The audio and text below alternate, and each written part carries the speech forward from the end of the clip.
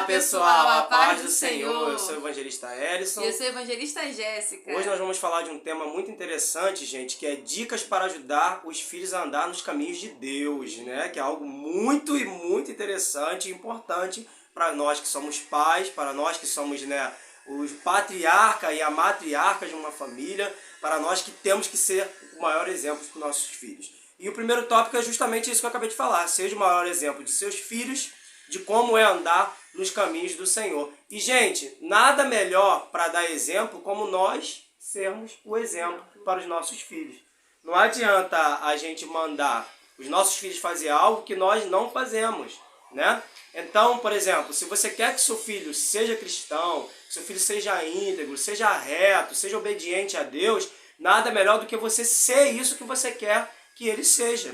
Isso é ser um bom líder do seu lar. É você ir para a igreja, levar seu filho para a igreja, ir para a igreja e ter a questão de você doutrinar o seu filho a estar ali ouvindo a palavra de Deus, a ser um adorador, um verdadeiro adorador, a levantar as mãos, a fechar os olhos, a ter reverência por tudo que está acontecendo dentro do ambiente de culto. E como que você vai ser exemplo? Fazendo isso dentro da sua casa, dentro do seu lar. Se você quer que seu filho seja um homem de oração ou uma mulher de oração, você vai ter que orar e o seu filho vai ter que ver, seus filhos vão ter que ver você orar. Se você quer que eles tenham amor pela palavra, eles vão ter que ver você lendo a palavra, né? Se você quer que o seu filho seja um bom marido, que a sua filha seja uma boa esposa, você pai, você mãe vai ter que ser esse exemplo para os seus filhos. Porque lá na frente, se der errado, pode ser que as escolhas tenham sido deles? Pode ser sim.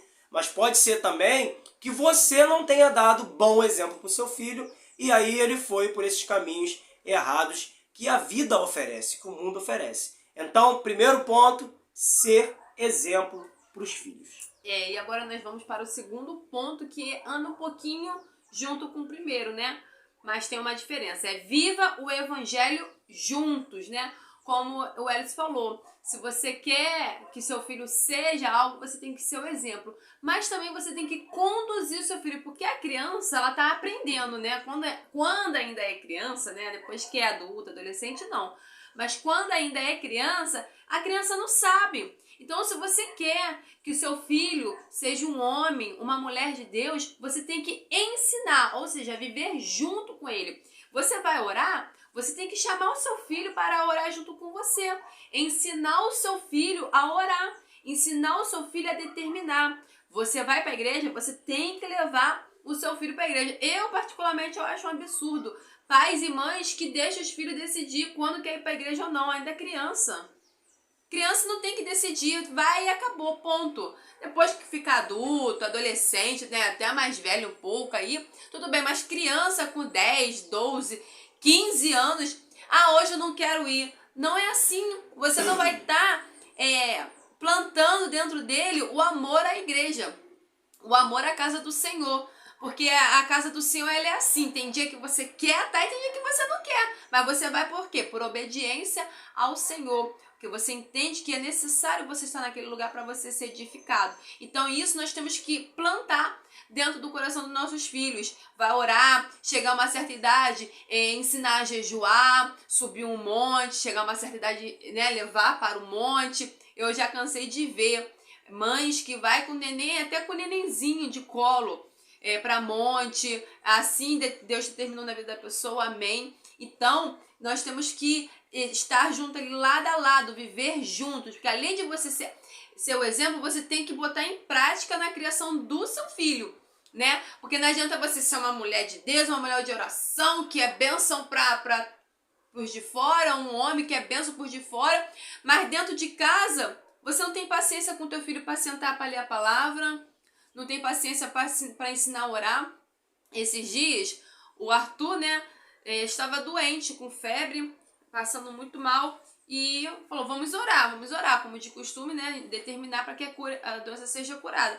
Aí eu orei e falei assim, agora Deus falou assim para mim, na hora da oração, faça diferente, faz ele determinar a cura dele. Aí eu olhei para ele e falei assim, repete com a mamãe, Senhor Jesus, me cura em nome de Jesus. Aí ele pegou e repetiu comigo. E para honra e glória do Senhor Jesus, ele está praticamente curado. Sim, na mesma noite que ele fez essa oração, Ele fez. ele estava tendo febre todas as noites. Muita febre. Ele estava, inclusive, com febre nesse momento que ele fez a oração, Isso. porque nós tínhamos acabado de dar o remédio para ele. Só que nessa noite que ele fez a oração, ele não teve mais febre. Não teve mais. Ou seja, é o que o sábio Salomão ele fala, e nós até separamos aqui, Provérbios 22:6, que diz: ensina no caminho.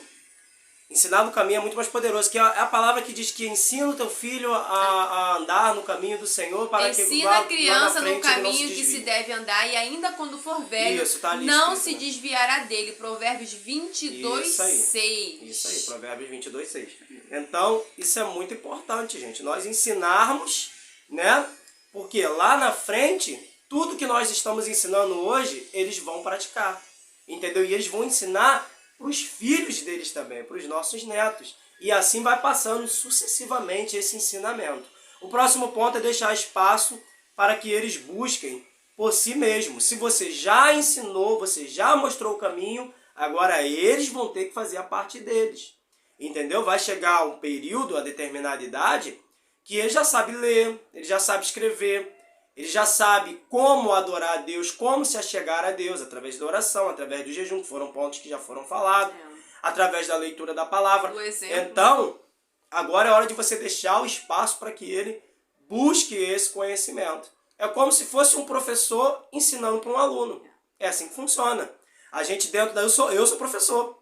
A gente ensina ali no momento da aula para o aluno, porém nós deixamos os exercícios para eles. Para quê? Para que eles pratiquem aquilo que nós ensinamos ali dentro de casa. E quando a gente voltar na próxima aula, a gente vai avaliar se o que a gente ensinou, eles praticaram e praticaram de forma correta.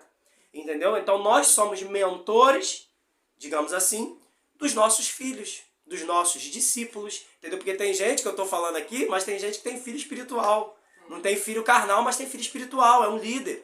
Entendeu? Então, se você ensinou, agora você deixa espaço para que ele pratique o que você ensinou, né? E depois você só vai vir avaliando e corrigindo o que está fora do lugar, até que se torne perfeito. E também não ficar sufocando, né? Porque às vezes a gente tem tanto o instinto de proteção, de querer proteger. Aí a criança já está com 15, 17 anos, já quer voar, já quer explorar o evangelho, né? E a gente fica ali prendendo, não, eu tô protegendo, não, deixa ele fluir no espírito, deixa ele também conhecer. Nós, né, quando nós criamos um filho, o filho não é nosso, né, é emprestado. Deus nos emprestou pra gente cuidar, ensinar, amar, proteger. Mas vai chegar um momento que a gente não tem mais como segurar. Se teu filho virar pra você e falar assim: mãe, Deus falou comigo que agora eu preciso ir pras missões, com 17 anos, imagina. Você vai fazer o quê? Vai ficar prendendo seu filho na gaiola? Não, filhinho, não pode. Missão podem te matar, país. Não, se Deus falou com o seu filho, né? Você como uma mulher, um homem de Deus, você vai estar ali, né, em oração. Deus vai falar com você também e você vai ter que deixar ir. Você vai ter que deixar ir, porque não é seu. Você fez tudo que estava ao seu alcance. Agora ele precisa voar. É isso aí. E nem sempre o que você faz, você pai, você mãe, é aquilo que seu filho vai querer fazer também. Entendeu? Às vezes você está em um determinado ministério e seu filho vai para um ministério totalmente oposto ao seu. Entendeu? E você tem que saber respeitar as decisões dele. Isso acontece Isso é deixar muito, espaço, né? também. Né? Tá dentro desse contexto aqui. O que é deixar espaço? É você respeitar aquele gosto que seu filho tem. Aquela aptidão que seu filho tem. Por exemplo, eu sou músico formado, toco na igreja, o meu filho mais velho já está indo pelo mesmo caminho, porém eu tenho um filho mais novo, que está fazendo 1 ano, inclusive hoje. Né? O Benjamin está fazendo 1 ano. Eu não sei qual é o chamado que ele tem. Eu não sei ainda, porque ele é muito novo, não dá para identificar. Então, quando eu souber, eu tenho que respeitar o gosto dele, aquilo que ele quer fazer, e entender sempre que eu, como um líder, como um patriarca de uma família, eu não posso ter inveja, eu não posso bloquear o meu filho de crescer muitas vezes até mais do que eu. O maior desejo de um líder, de um pai, de uma mãe, é ver o seu filho voar mais alto do que ele. Voar mais alto. E não querer bloquear ele de voar mais alto do que nós. Alcançar entendeu? Ele vai buscar pelos meios dele. E quanto mais alto eles chegarem, o mérito É deles, sim, mas é nosso, porque isso mostra pra gente que nós estamos ensinando eles a Somos os andarem mentores, né? no caminho correto. Tá, gente? Somos Isso é mentores. muito importante a gente também ressaltar. E agora, né, nós vamos dar exemplos, né, na Bíblia, né? Nós falamos aqui sobre educação, sobre como ensinar seu filho no caminho do Senhor. Demos 3 dicas, que a primeira dica é: seja o maior exemplo de seus filhos, de como é andar nos caminhos de Deus, né? A primeira dica. Segunda dica: viva o evangelho juntos. Terceira dica: deixe espaço para que eles busquem, né, por si mesmo. Porém, nem sempre você vai aplicar isso tudo, mas nem sempre os seus filhos vão praticar. E isso aí, eu quero dizer desde já que não foi de repente uma falha sua. Tem pais que falham? Tem pais que falham. Né? Como eu falei, às vezes é uma benção por de fora, mas por de dentro não é. Sabe falar por de fora, mas não sabe falar por de dentro. Sabe, né? Tem sempre uma palavra por de fora, mas por de dentro nunca está disponível, enfim. Mas não, tem muitos pais que são bons, que ensinam, faz de tudo, mas quando cresce, os filhos crescem, acaba se perdendo. E isso não é culpa sua. Se você fez tudo nos caminhos do Senhor, pautado na palavra, fez tudo como um pai, como uma mãe, serva e serva do Senhor, e seu filho se desviou, seu filho hoje não está na presença de Deus, fica tranquilo que Deus vai trabalhar na vida dele, continue em oração. E aqui nós separamos aqui, né, exemplos de bons pais, que foram bons pais, porém os filhos já não foram. E o primeiro exemplo é o profeta Elias, que é o caso, né, mais conhecido da Bíblia, né? Como criação. O profeta Elias, o sacerdote, estava no templo, ensinou os filhos, tanto é que os filhos pegou o mesmo ofício do pai, também estava no templo, cuidava das coisas, porém eles profanaram, eles envergonharam tanto a Deus como o pai, porque eles foram uma vergonha para o seu pai. Imagina, os filhos do profeta Eli, do sacerdote Eli, fazendo tudo o que eles faziam, corrompendo as coisas de dentro do templo, pegando mulheres, levando para dentro do templo, e era fila. A Bíblia relata que tinha fila de mulheres para ter relações sexuais com eles. Então foi uma vergonha para Deus e uma vergonha para seu pai, um desgosto profundo. E também, né, Sansão foi um menino, né, um homem que Deus veio e prometeu a Manoá, seu pai Manoá. A Bíblia não relata o nome da mãe, e o anjo deu as instruções de como deveria fazer, era separado, e ele foi gerado para fazer a diferença no meio daquele povo. Então ele era separado, ele não poderia se corromper, não poderia raspar a cabeça, não poderia se contaminar com vinho, né, bebidas fortes, não poderia comer comidas fermentadas, enfim, ele era separado, ele era diferente. O pai e a mãe instruiu, passou tudo que foi passado para eles, eles passaram para o filho. Porém, o filho decidiu desobedecer. O filho decidiu, até um determinado momento, não mais seguir os conselhos, o ensinamento dos pais. Decidiu seguir os desejos da sua carne. Se contaminou, deitou com Dalila, revelou seu segredo, rasparam sua cabeça, perdeu a força dele. E o que aconteceu no final? Morreu. Porque uma coisa é certa, você pode se arrepender, que foi o caso de Sansão. Ele se arrependeu, mas a consequência do pecado, dessa a gente não vai se livrar. A consequência do pecado veio sobre ele, e para ele, infelizmente, foi a morte. Então, não tem como. Às vezes a gente ensina, instrui, mas eles vão crescer e eles vão querer tomar decisões por si mesma. E podem esquecer tudo que o pai e a mãe ensinou e sofrer consequências lá na frente. Mas graças a Deus que nós vamos ter um respaldo de saber, eu fiz tudo pelo meu filho. Ele que decidiu, né, seguir o caminho errado. É isso aí. E agora a gente vai dar também exemplo de bons filhos, né? Porque a Bíblia está cheia de bons filhos também, né, gente? E um deles é aquele que vai substituir, né? Que na verdade, como eu sempre falo, Deus ele sempre trabalha com uma carta engatilhada, né? Ele sempre trabalha com uma munição ali para poder pôr no lugar daquele que está desobedecendo, daquele que não quer viver e servir a ele verdadeiramente, em obediência. E como ela falou, Eli, né? Os filhos dele profanaram, né, o templo, foram lutar contra os filisteus, botaram a Arca da Aliança na frente da batalha, e a notícia chegou até ele acabou, né, ficando muito triste por tudo que aconteceu, caiu da cadeira, morreu, e aí, gente, o que vai acontecer é que Israel vai ficar sem uma liderança principal. Entendeu? O sacerdote, ele morre, os seus filhos também vão morrer na frente de batalha, entendeu? E Israel fica sem nenhuma referência de liderança. Só que Deus já estava trabalhando na vida de uma mulher chamada Ana e na vida de um homem que também era sacerdote, chamado Eucana. E como que Deus trabalhou? Presenteando a vida de Ana, depois de todo o sofrimento, né, que ela passou lá com a Penina, lá perturbando ela, porque podia ter filho, ela não podia. E aí Deus cumpre uma promessa na vida de Ana e nasce o profeta Samuel. Samuel, que era profeta, juiz, era sacerdote, era tudo que você imaginar de bom, foi o profeta Samuel. E ele foi um excelente filho, foi um filho que deu muito orgulho para sua mãe e para o seu pai, que cumpriu o chamado esse que foi uma promessa que Ana faz para Deus. E Deus, ele cumpre a promessa na vida de Samuel, né? Ela deu verdadeiramente, ela entregou o filho para poder trabalhar no templo, para poder conhecer a Deus.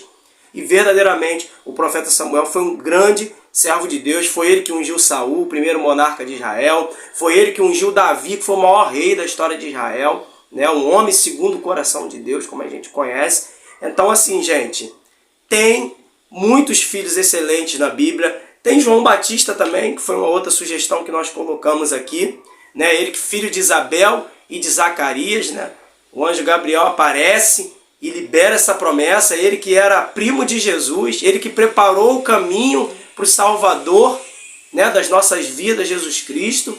Ele que batizou Jesus, ele que confrontou Herodes Antipas, quando Herodes Antipas estava se deitando com a mulher do seu irmão, e aí perdeu a cabeça. Você conhece bem a história, que a filha da mulher de Herodes, né, dançou para ele, e ele dá a ela, né, o direito de fazer um pedido, e aí a mãe vai lá, coloca a caraminhola na cabeça dela, e a mãe pede para que a filha peça para Herodes a cabeça de João Batista, e João Batista vai perder a sua cabeça. Mas antes disso, ele deixou um grande legado, né, batizando pessoas, levando pessoas ao verdadeiro arrependimento e principalmente preparando o caminho para o Salvador e batizando o Salvador. Então, sim, tem bons filhos, tem filhos que vão seguir o exemplo dos pais, tem filhos que vai converter os pais.